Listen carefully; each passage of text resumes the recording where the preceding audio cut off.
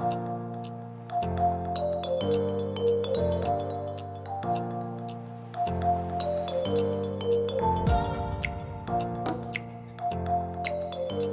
greetings, everyone. My name is William Porter, and welcome to the Inspirational Book Club and Storytelling Time. This program is brought to you by Every Black Entrepreneurs Network. And we're going to go ahead and get started. We're going to do something a little different today. We will go right into the testimony session. God has been good to all of us, and we want to know what has happened to you within the last week, 2 weeks, or even further than that, back in time, that you can tell everyone as far as what you consider an extraordinary event that's happened in your life that you believe God was involved in it. So I'm very excited. Again, I'm very glad to see you all. And I think we're going to have a good session tonight. So we're going to go ahead and have an introduction. I will say that when you introduce yourself, you can tell us your full name and where you're from, and then we're going to go ahead with the testimony session. So Yvonne, you can go ahead and start first. I'm Yvonne Porter Garner, North Carolina. Okay, Sherry. Hey, I'm Sherry McManus. I'm with the Lou Everett Group, and my husband and I are business and executive coaches and corporate trainers, and we are just outside of Raleigh, North Carolina. Okay, and Deborah. Good evening. My name is Deborah Ogunworby, and I'm based here in Raleigh, North Carolina. Okay, great. And Pam. I'm Pamela Porter from Southeast Raleigh. Okay, and I think Pam is calling from somewhere west of Raleigh, I believe, today, right? Correct. Okay. Well, great. Others will be in, and Yvonne tonight is in charge of letting people in, and I'm sure other people will probably be coming in. But as I said, I wanted to start this session with the testimonies that we all, I'm sure, have. Things happen to us every day that are miraculous, although it might pass us by as far as recognizing those things. And as far as I'm concerned, me and Yvonne went to someplace last week. This is the reason why we could not have the book club the first Saturday. We had a family gathering in Savannah, Georgia. And so from Raleigh, North Carolina to Savannah, Georgia, that's a 5-hour drive. And we had to take I-95, a major north-south route along the East Coast of the United States. And it's heavily traveled, especially a lot of trucks.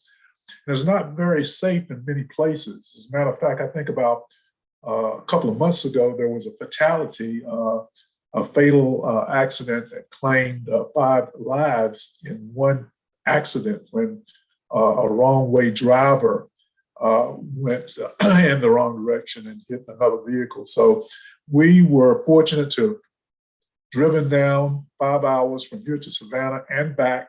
And I think that's worthy of saying that God was with us, and we came back safely.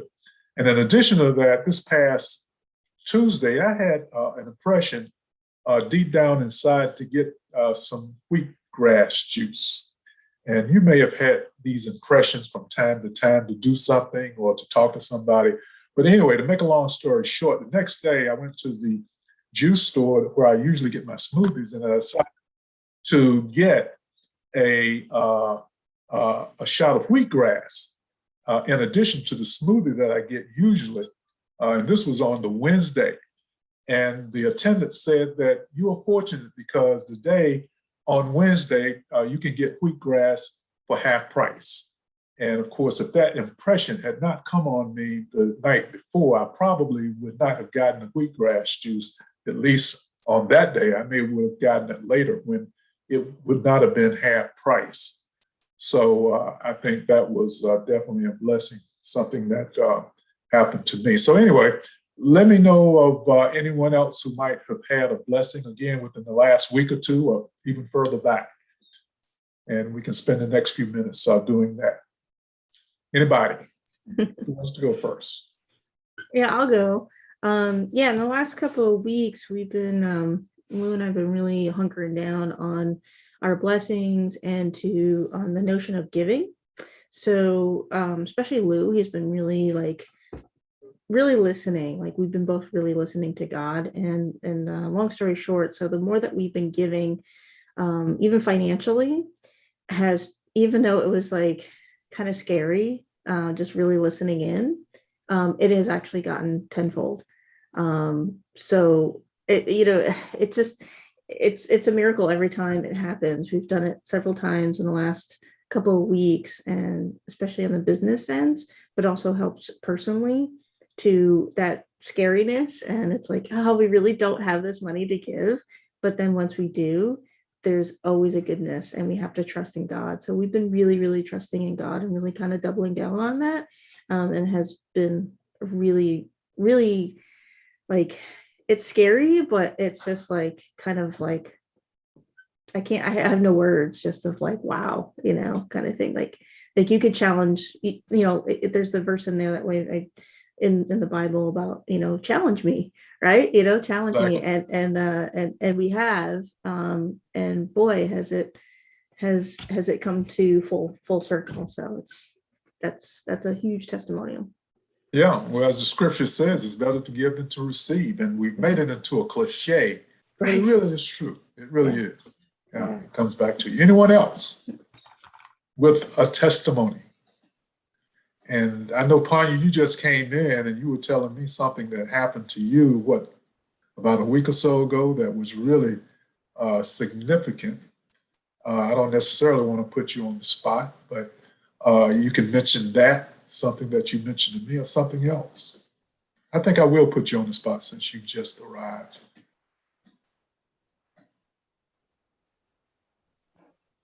It's so much. It's so much. It's so much that God did.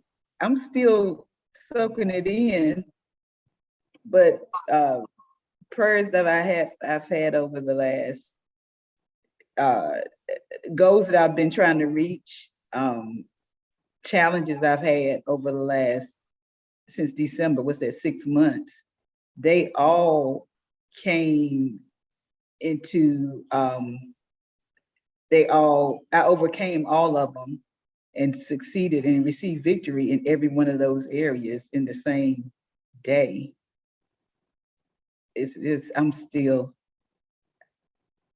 I don't want to talk too much about it. I mean,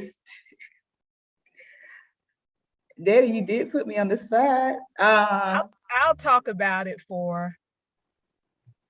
only thing I'll say is that Panya had a worship session with the Lord, right, Panya? That's good. That's good. That the only thing I can point out that I did that night before, everything was finalized, for all the things I had been praying for, was I just worshiped God that previous night. I just worshiped God. I didn't ask for anything. I just recognized God for who he was, and recognized that he was both in me and around me, and just thanked him for his presence. And I knew at that moment that I could not lose, because I was protected in and through and around. I mean, when I thought about the sovereignty of God, in both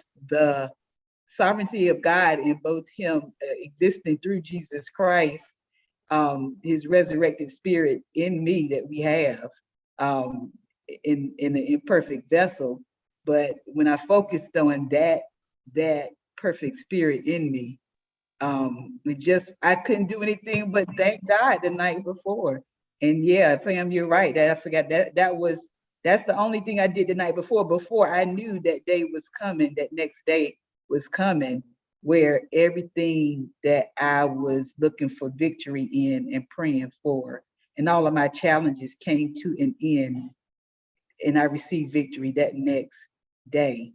And they're pretty major things that I guess maybe I'm just probably too private to talk about, but I'm just still wallowing in them.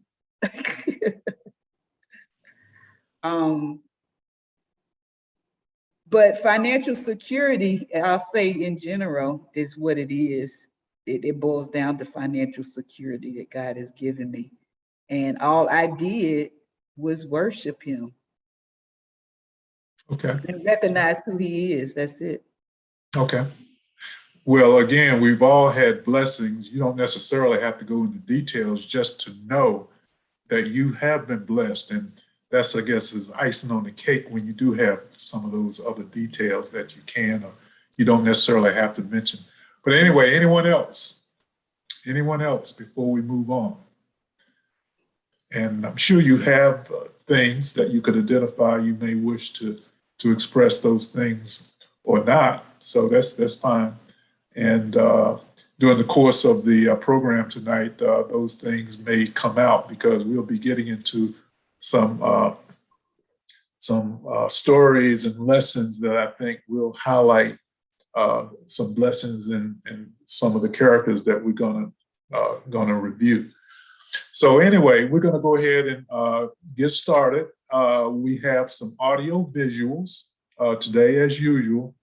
And we're going to go ahead and get started with that. And unless someone else would like to say something at this time, I'm going to go ahead with that. Anybody else, real quick? If not, we're going to go ahead with the audio visuals and get into some of the stories that we have. So hang on for just a minute.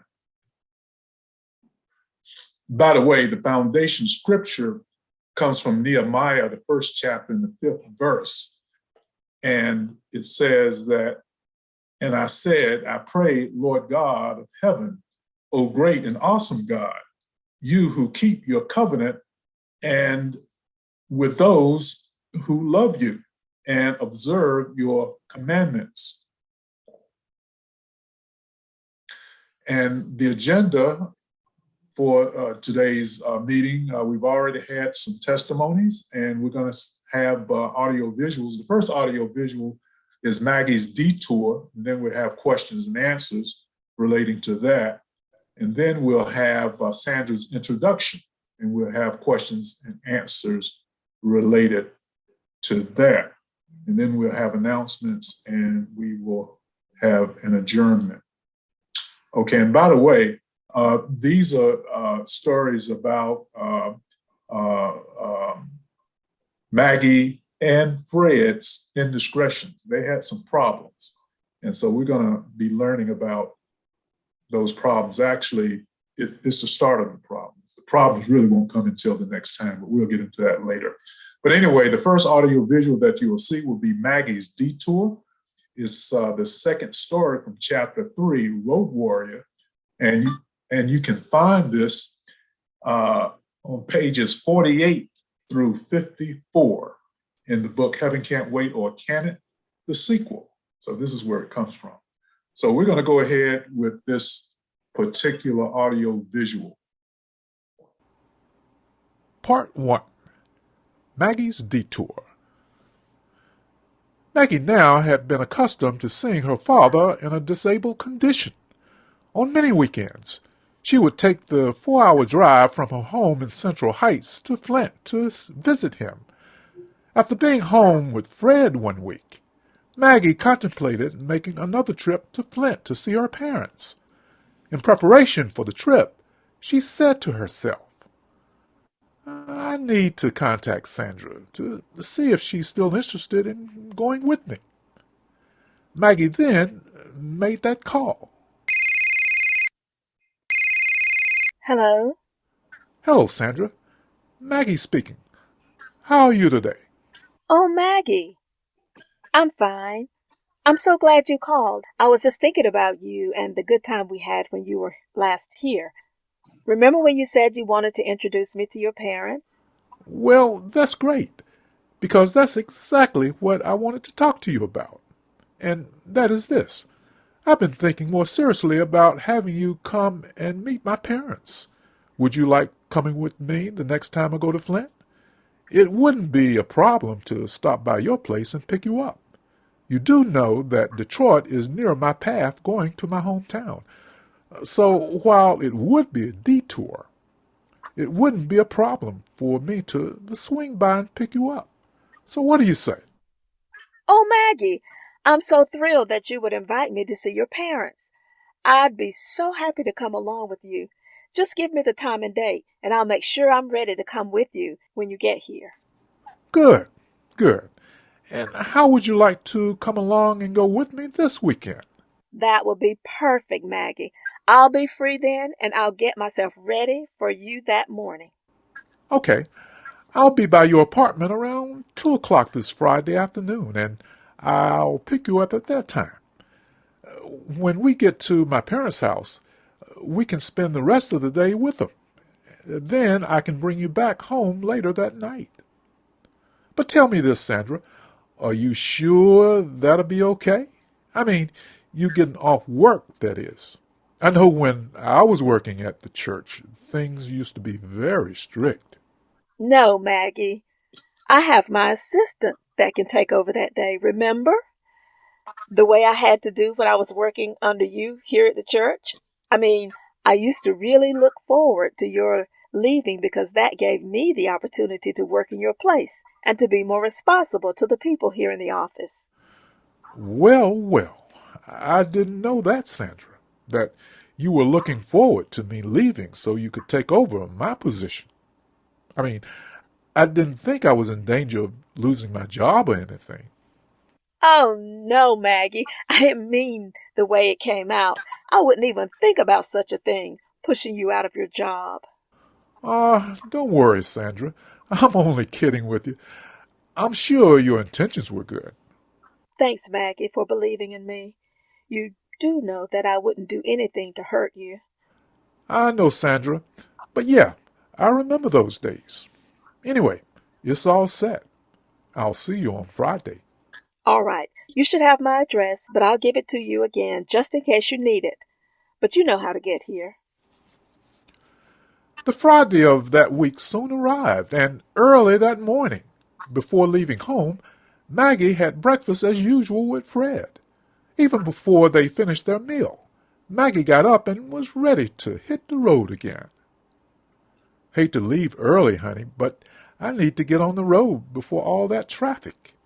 You know how the traffic is here in Chicago. Okay, Meg, drive carefully, Fred responded. With that, Maggie was off for another weekend at her parents' house, but not before stopping over in Detroit to pick up Sandra. When Maggie arrived at Sandra's apartment, she blew her horn twice. Knowing that Maggie would be there at that hour, Sandra was ready to leave upon her arrival. But Maggie didn't trust her friend being on time. She knew Sandra talked a lot and might delay her getting back on the road. So Maggie got out of her car and walked to the front door of Sandra's apartment. To her surprise, Sandra did come out without much delay, and that's when they greeted each other. Hello, Maggie. You don't need to come to the door because I'm ready to leave. Hello, Sandra. I see that you're ready, so let's hit the road. With those words by Sandra, they both walked to Maggie's car, hopped in, and they both were off toward Flint. Sandra was fun-loving and interesting to talk to. The hour's drive was filled with laughter. While Maggie knew little of Sandra's personal life, they worked together well at the church before she left. And that's what they talked about, old times at Faith Methodist. As they arrived in Flint, Sandra was immediately impressed with the small-town feel of the place. She had always wondered how life would be in such a small town. Soon, Maggie had arrived at her parents' house. They both got out of the car, and Sandra continued to be amazed at the small town and innocence she felt in that environment. Finally, they had arrived. As Maggie rang the doorbell, Mitzi came quickly to receive her daughter and Sandra. She had expected them for the last hour or so.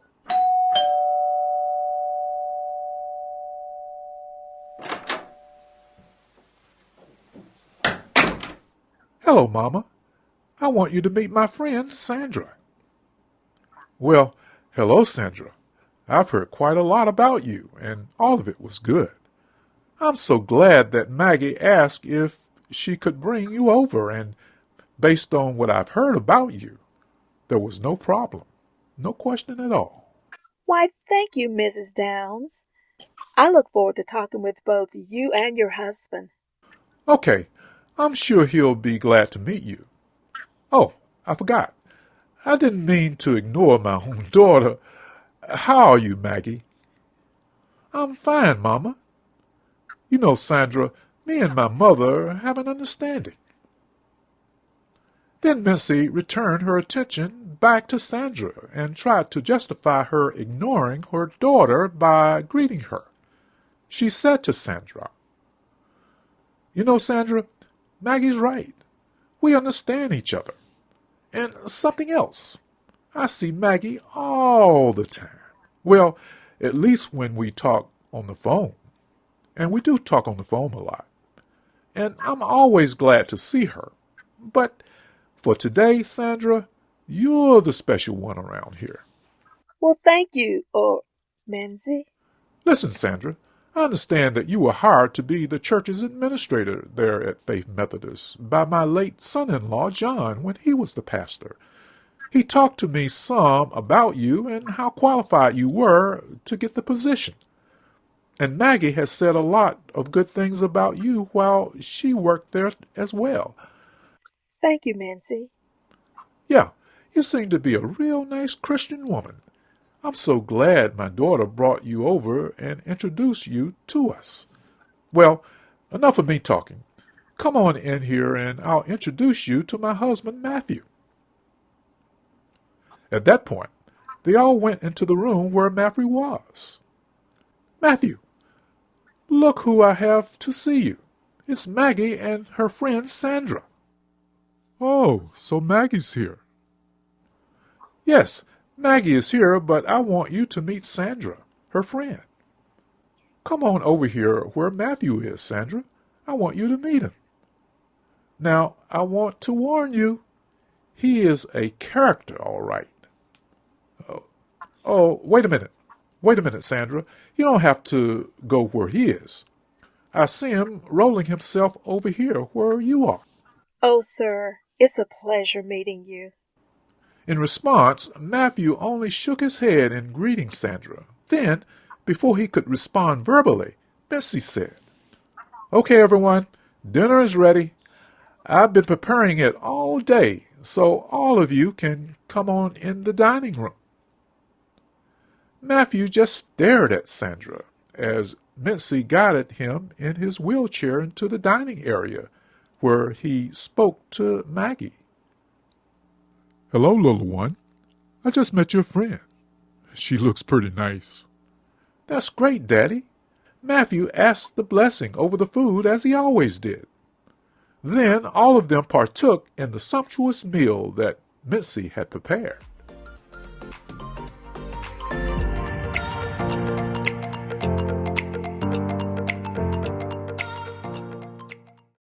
Okay, we have questions and answers. The first question relates to this. Before her trip to see her parents, Maggie did not mention to Fred that she would make a detour to Detroit to pick up Sandra on her way to Flint. So the question is, should Maggie have mentioned to Fred that she was going somewhere other than directly to see her parents? Such as going to Detroit to get Sandra to go along with her. Now, keep in mind that Fred assumed that Maggie had gone directly to her parents' house in Flint. So what do you think about that? Do you think that Maggie should have mentioned to her husband, Fred, that she was going to make that detour? Do you think that should have been one of the things that she would mention to him before she left? Who would like to answer that? Anybody with an opinion? I think she should have, just as a courtesy, be like, hey, by the way, I'm just picking my friend up on the way. That's all she would have needed. But she didn't do that. Right, she didn't. But I think she should have. Yeah. Anyone else with an opinion on that? Or do you think it was okay for her not to mention that? In my opinion, I agree too. I do think that she should have disclosed that information. I do think that that would have allowed Maggie to be fully transparent, because there really is no harm in telling her husband that she was on her way to pick up, on her way to pick up her friend as well. It's like omitting information. And if there's nothing in it, then why should that information be omitted? And then also it's part of being accountable, fully accountable, because in Fred's mind, he thinks she's just going straight to her parents, but that's not really the case. Exactly. Anyone else with any ideas on that? Okay. Well, the whole thing is deception. Maggie was being deceiving, whether she realized it or not. Maybe she looked at it lightly. But deception is not good. And it says in 2 Peter, the 2nd chapter, 2nd verse and the 3rd verse, that, and many will follow their destructive ways, because of whom the way of truth will be blasphemed. And then it says in verse 3 of this chapter, by covetousness, they will exploit you with deceptive words. For a long time, their judgment has not been idle, and their destruction does not slumber. So Peter does not take this kind of deception lightly. As a matter of fact, he thinks it's destructive, as the 2nd verse says. And not only that, but he uses a more, or at least the writer uses a more a serious word, blaspheme, the truth being blasphemed. And so any way you look at it, it was deception. And it wasn't an outright lie, for example, but she withheld something that maybe she should have mentioned to Fred, being her husband. So, but there is a solution, and the solution is simply to be sincere about it and not to be deceiving. In other words, you can actually, I've heard this someplace, and I forget where I heard it, but you can actually lie without telling a lie, if you understand what I'm saying. In other words, if you withhold information from someone willingly, in effect, you are lying to them, or at least being deceiving to them. And again, which is not good. 1 Timothy, the 1st chapter, the 5th verse says that in order to have a solution to this particular problem, now the purpose of the commandment is love from a pure heart, from a good conscience, and from sincere faith. And so it's kind of interesting how it mentions a sincere faith, which suggests that there are different levels of faith. In other words, there's a possibility, according to Timothy, of having an insincere faith, in the sense that you're not totally pure of heart in your actions the way Maggie was. And so she definitely could have been more sincere in her mentioning to Fred where she was going before she ultimately went to her parents' house. But in that way, she was deceiving. So, all right, we're going to move on. Any other comments on that before we move on? Okay, we're going to go to the next audio-visual presentation, which is Sandra's introduction. And by the way, this is the 3rd story from chapter 3, Road Warrior. It comes from pages 54 through 61. So we're going to go ahead and get started with this audio-visual. Part 2, Sandra's introduction. Maggie continued to entertain Sandra while at her parents' house. But the truth be told, Sandra seemed very comfortable in communicating with Mitzi and Matthew. Mitzi especially wanted to know more about Sandra's background. After eating dinner, everyone sat around the table and talked. Mitzi especially wanted to get to know Sandra more. Well, Sandra, I hope you enjoyed your meal. Now, let me ask you, have you lived in Detroit for long? And are you from that city? Well, Mrs. Downs, Menzie, first of all, the food was great. But oh yeah, I'm from Detroit. I was born there, but my mother, whose name was Dale, died when I was real small. I've always wondered what she was like. But once I moved away, I lost contact with my relatives there, people who could tell me everything about her. Well, I guess I'll never know. Matthew quickly interjected. Well, that's pretty sad. But how about your daddy? Mr. Downs, Before she could continue, Matthew corrected her. The name is Matthew.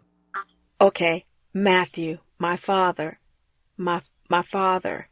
Matthew, sensing Sandra's uneasiness, interrupted her and said, You go ahead and speak your mind, girl. I didn't mean to make you so nervous. Well, okay. My father left us when I was a baby, and so I never knew him. My Aunt Sally raised me, but she soon gave me up because she didn't have the time to take care of me. Then after being placed into a foster home for a while, I was adopted by a couple who had just moved to Detroit from Flint. Yeah, they were from right here in Flint, Mr. Downs. Matthew. I see. Now listen, don't you apologize for nothing. I understand things like that. We just good old home folk around here. Small town folk, you know what I mean? Yes, sir, I understand. After Matthew's inquiries, Mitzi asked Sandra, Was your aunt a religious person? Did you all attend church? Yes, we went to church, but she made me go. I wasn't very interested in church when I was coming up, but I was so young I don't remember much about her. Then Matthew said, Well, at least you got started, and you're a pretty little thing, too. Now, Matthew, watch your manners. Don't talk to her like that. Mitzi scolded her husband. Then he replied, Well, she is, Mitzi. I'm just telling the truth. Mitzi quickly said to Sandra, Pay no attention to my husband. He talks out of his head sometimes. Matthew didn't have a response to that comment by his wife.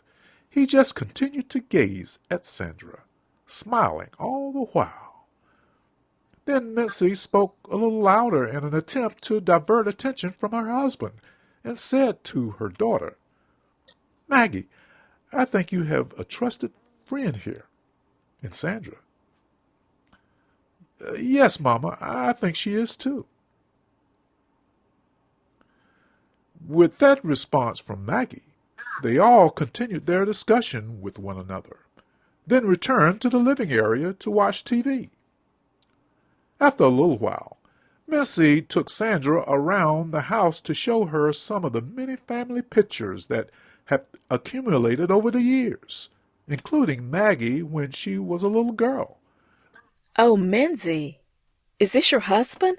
He looked so handsome back then. Then Matthew blurted out, Back then? Oh, sorry, Matthew, you're handsome now, too. Yeah, you're right, and I'm still looking good.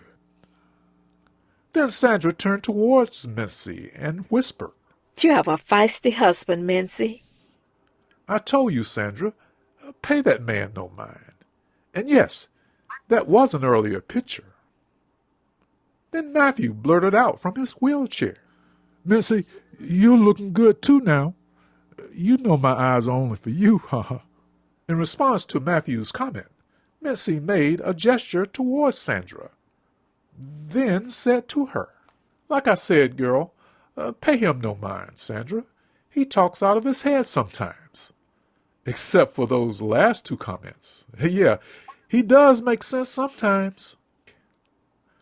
Missy said while smiling after Matthew had finally complimented her. Then she continued to say, "Anyway, you've seen most of the house, so now we can go back to the living room and watch some more TV." That's great, Minzy, but I really should be heading back home. I have lots of errands to get done tomorrow. "Oh, no. You haven't been here that long, Sandra, and now you're ready to go?" Missy was obviously disappointed.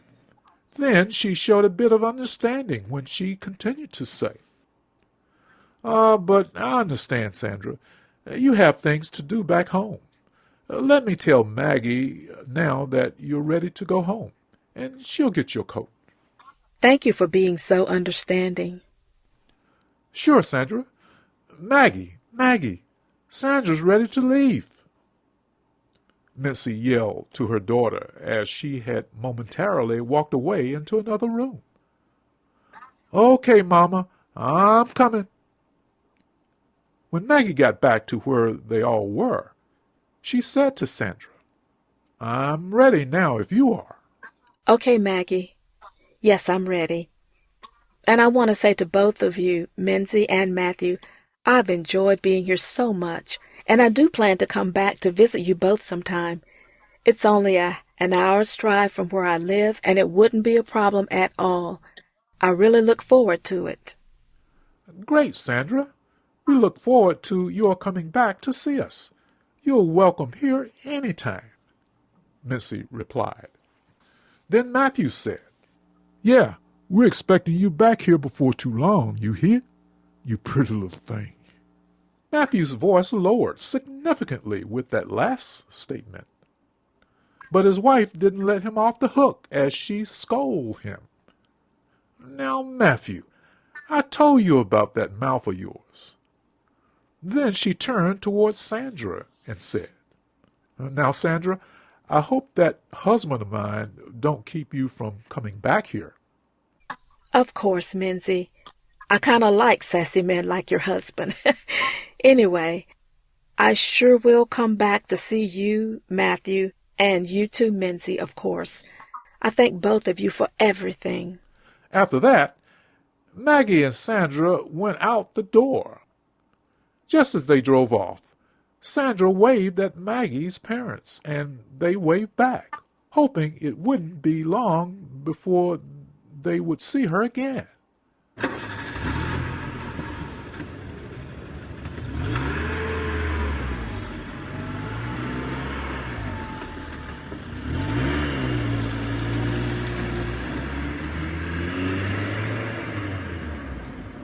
Soon they would be on the road heading towards Sandra's home in Detroit. Matthew, sitting in his wheelchair behind Missy, said to her, "I still think Sandra's one good-looking woman." Then Missy replied, getting more and more irritated with her husband, "Now you roll yourself back into this house."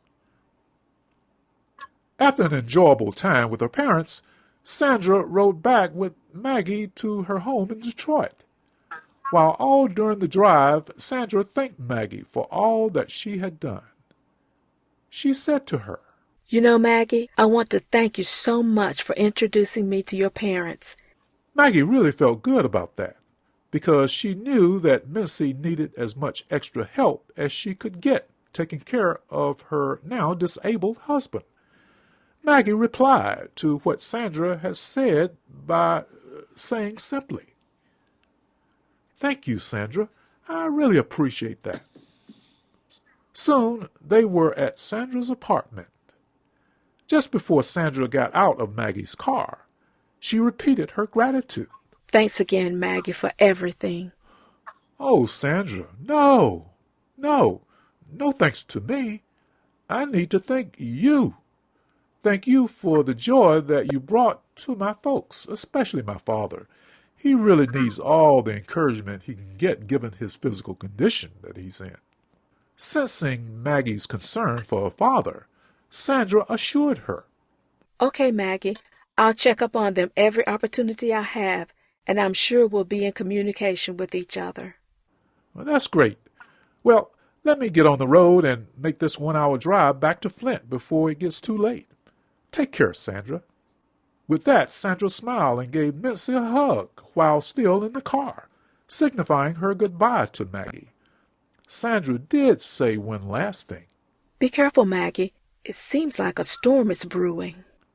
Maggie replied, Okay, Sandra, I'll drive a lot slower going back. Looks like the weather's going to turn for the worse. Sandra then got out of the car as her eyes moistened and headed towards her apartment. Maggie and Sandra finally parted ways. Sandra did turn around briefly, then smiled and waved goodbye to Maggie, with tears now freely flowing. She said bye for a second time, now with only a whisper and with a bit of emotion. Bye, Maggie. Soon, Maggie was back at her parents' house, where she spent the night. After safely pulling up into the driveway, Maggie got out of her car. The wind had picked up and the rainy conditions prevailed. Thank goodness she had an umbrella handy. Maggie walked a short distance from her car to the porch, and she was drenched.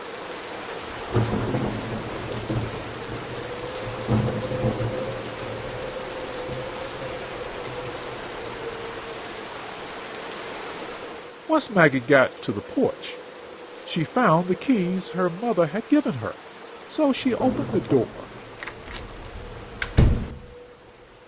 When Maggie went inside her parents' house, she did not want to disturb them. So she went straight to her room, undressed, and fell asleep in the bed of her childhood. No, the wind and the rain was not enough to keep her from falling into slumber as the storm continued to rage outside.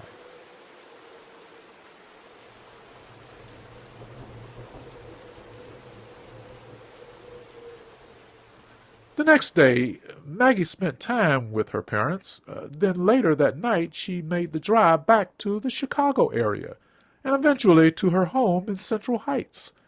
It was a pleasant drive because the weather had cleared up.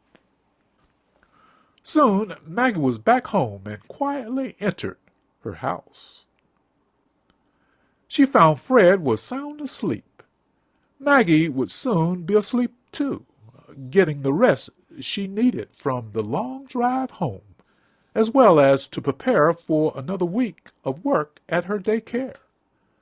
Sandra's increased visits to Maggie's parents' house gave Maggie a break from going to her parents' house as often as she once did. But that didn't keep her from being a road warrior, getting on the road, going from her home in Central Heights toward Flint. Rather, she would make a detour on many weekends and find her way back to Detroit.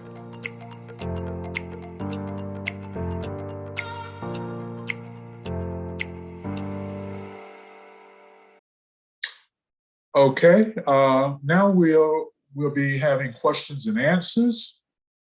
And I believe Ms. Jones came in, so welcome this evening to you, Ms. Jones. And I don't know if anybody else came in as well. So, but anyway, we're going to have questions and answers.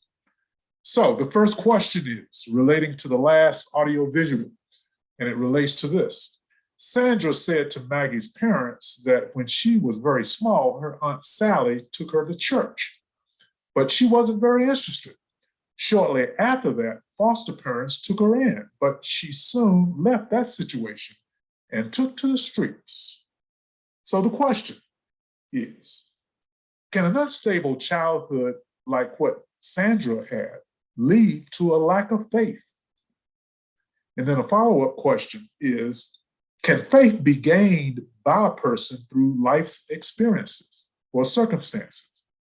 So what do you have to say about that? Anybody want to address those two questions? An unstable. yes. Go ahead. Good evening. This is Pat Jones. I would say yes to both questions. Yes, an unstable childhood can cause a person to have a lack of faith because people start with that wrong assumption when they look at life and say about God, why did he allow, or where was God when this or that happened, rather than realizing that we're in a fallen, broken world and man has free will. So the place to look is at man and not at God. And the second is, can faith be gained by a person through life's circumstances? Yes. Circumstances a lot of times are a cause for a person to look up, a cause for a person to seek the help of someone that is bigger than, greater than they are, a source that they can look to and rely on and feel like is able and cares about them, especially cares about them and their circumstances. So yes. Okay, good, good. Anyone else would like to take a shot at either one of these questions or both these questions? Anybody else? I believe that, yes, an unstable childhood can lead to a lack of faith, but I think there is evidence that even if you have a stable childhood, sometimes children, for example, go astray. And so we don't want to put it all on an unstable childhood, such as what Sandra had in her situation. And then as far as a faith is concerned, it certainly can be gained through life circumstances. And I like to point to John, the 10th chapter, the 9th and the 10th verse, where Jesus himself says, I am the door. If anyone enters by me, he will be saved and will go in and out and find pasture. So God is there to accept us, but we have to open the door. We have to allow him in. And unless we do that, then he will not force himself on us. The problem is that there's a situation that might prevent us from doing that. That situation is the thief. And you all know who the thief is. And it says in verse 10, the thief does not come except to steal and to kill and destroy. I have come that they might have life, that they might have it more abundantly. So it's not that easy for even a person who does not know the benefits of having a relationship with God, for example. Sometimes it's not easy for that person to come to that door and knock and let Jesus in or let God in, because of all of the things that a person might be exposed to in the world that would prevent that. And the thief himself, of course, does not want that. And so it's not that easy, but Jesus is there. And if we're led to do that, he will open the door and he will let us in. But it's our responsibility to do that. Okay.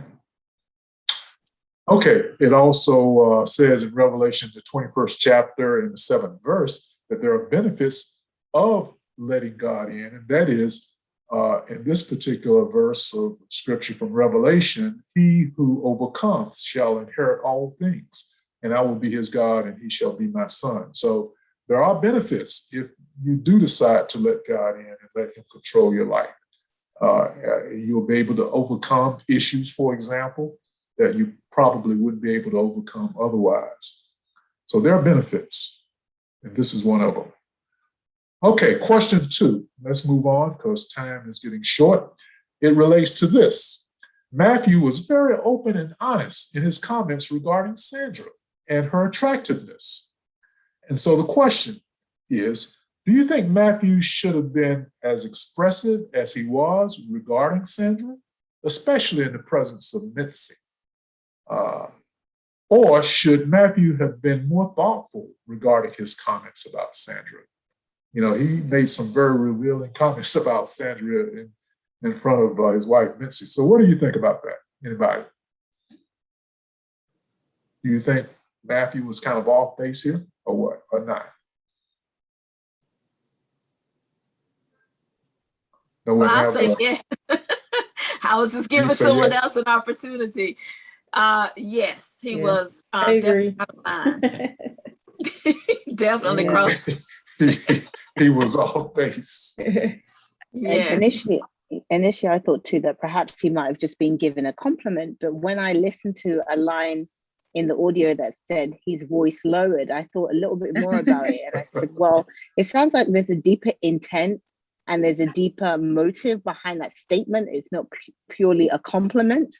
There's a lot more to it. And I think that's probably the issue, because if he was just merely complimenting her, he's doing it in front of his wife. So, there's not really a hidden agenda. He can generally admire that she's beautiful, and providing that there's nothing associated with that, I don't think that's necessarily wrong.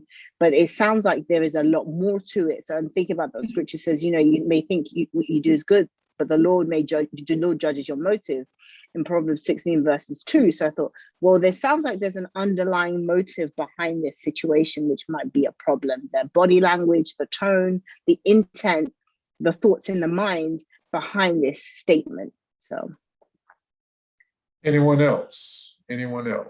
I don't know. I think you can look both ways at this situation, and I'll explain in just a second. And that is the sincerity issue versus discretion. And what you're saying, Deborah, I believe, is that he wasn't very discreet. He could have been used discretion a lot more, especially in front of his wife. But on the other hand, the other argument is that he was being sincere. In other words, that's who he was, complimenting apparently a beautiful lady in Sandra, although he could have used more discretion. But I think, on the other hand, he was really being himself to a large extent. This is what it says in 2 Corinthians, the 1st chapter, the 12th verse, about sincerity.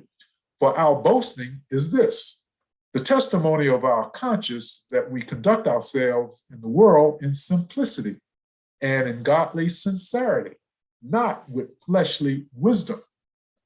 And then it goes on to say, by the grace of God and more abundantly toward you. And so I think that Matthew was acting in a simple way. He was being himself, in other words, and he was being sincere, obviously, about complimenting Sandra. And I don't think that he was using fleshly wisdom. In other words, I don't think, as you put it, Deborah, he had another agenda. He didn't want to necessarily go any further than that, I don't think, in my opinion. I do have a comment. Okay. I think that maybe Matthew had some work to do in his Christianity, and with acting fleshly versus godly. Maybe that portion, whether he was in front of his wife or not, if that his flesh had that much of an expression, even if it was sincere, I think whether he was in front of his wife, I think, or not in front of his wife is not the question. The question is his godly sincerity, and maybe working to resist the flesh is something that maybe he should concentrate on. So it wouldn't be a problem whether he was in front of his wife or not. And I like that sincerity versus discretion. You wouldn't have to be discreet about it if your pure intentions are truly godly and not necessarily reactions to what your flesh is desiring. So it's Okay. I Well, like go ahead. Panya, that is good. You're exactly right. And I would say of that sincerity versus discretion, you can be sincere all you want, but just remember, you can be sincerely wrong. And for him to respond and react that way in front of his wife was inappropriate and crossed the line. We see that it made her uncomfortable, that he was being inconsiderate of his wife right there. And not knowing Sandra and her background and where she came from, there was a need in her life, and Matthew is opening a door that perhaps shouldn't be open, by the comments that he made. You know, there's no male in her life that lets her know she's beautiful or whatever. And here's this man speaking to her, and she even said she liked, what was it? What did she describe him as? I forgot how she described him, but she said she liked old men like that. So Exactly. all of this probably made Mincy feel, you know, really uncomfortable. And I'm not for sure if the daughter who brought her was in the room at the time, but you know, it's a conversation that, you know, well, yeah, let you know where he's coming from, but like I said, sincere but sincerely wrong. Well, let me just say this, Ms. Jones, they had been married for quite some time, and I forget, I don't think it's mentioned in the book how long. So they do have a successful marriage, even with those shortcomings of Matthew. So apparently Mitzi was willing to accept, had been willing to accept those shortcomings. I'm sure this wasn't the first time that he'd done that. So, but anyway, we have to weigh that too. Let's move on to the next question. And oh yeah, that is the next question. We're going to announcements because time is pretty much gone. Thank you for your comments, by the way. Our next meeting will be May the 7th. And at that meeting, we will continue to discuss the sequel, but we'll be discussing 4 stories. These stories will come from chapter 4 and chapter 5. If you want to do some pre-reading on these chapters. And as I was going to mention, or as I did mention, I didn't mean to do it, that in chapter 4 and chapter 5, we see some problems or some issues that both Maggie and Fred, they have in their lives. Chapter 4 is more so Maggie's issue, and the title of it is Off the Straight and the Narrow Path, and she certainly did that by making these detours to Detroit. And you can read about that on pages 63 and 73 to 73. And then in chapter 5, we find that Fred is not totally innocent as well as far as his issues are concerned. And you can read about that from pages 75 to 99. Chapter 4 in particular, the story title is Maggie's Diversion from page 63 to 69 in the book.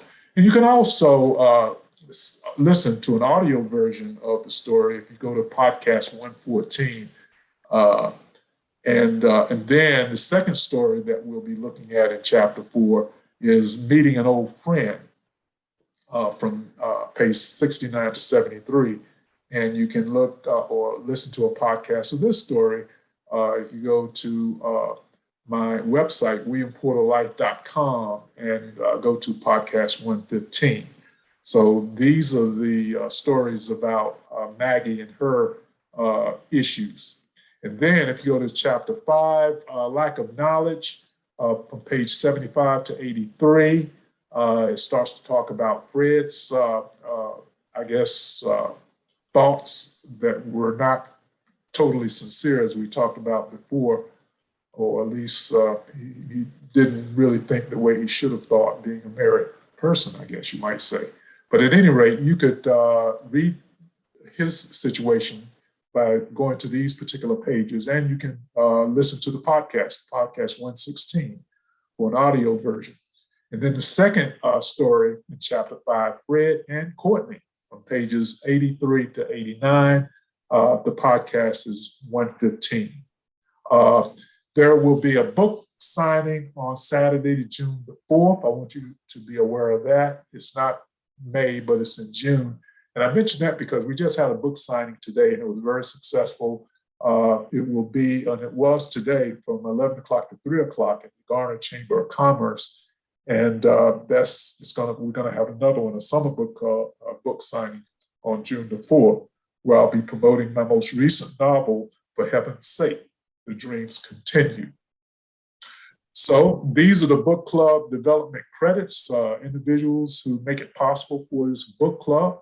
And if you'd like more information, you can go to my website. Also, I'd like to thank Pat Jones and her voiceover efforts. It was great, I felt, today, Ms. Jones. And you can see her email there if you'd like to contact her, as well as Sherwin Sharps, who could not be with us tonight. And he's one of the other voiceover artists. And I'd like to say that Deborah Ogunwobi will be also doing some voiceover work for us. And you can see Deborah's email right there. And of course, Deborah, you were on with us tonight. So we welcome you to that particular, and I'll be talking to you further about that. So again, you can go to williamporterlife.com if you'd like to record information. And if you know anyone else who'd like to join us, just give them my email, WAPorter4995@yahoo.com, and I'll be gladly able to give them the Zoom ID and passcode. So thank you all for being here tonight. Time is over, and I really get a great thrill out of being with everybody each month. It's very insightful, your contributions as far as the stories are concerned. And just keep on reading. Keep on reading and see what these characters are doing in the meantime. So again, if there are no other comments, I'd like to say that whatever you're going through, if it's good or bad, just keep this in mind, that there's always more good things coming your way. So we'll be seeing you the next time.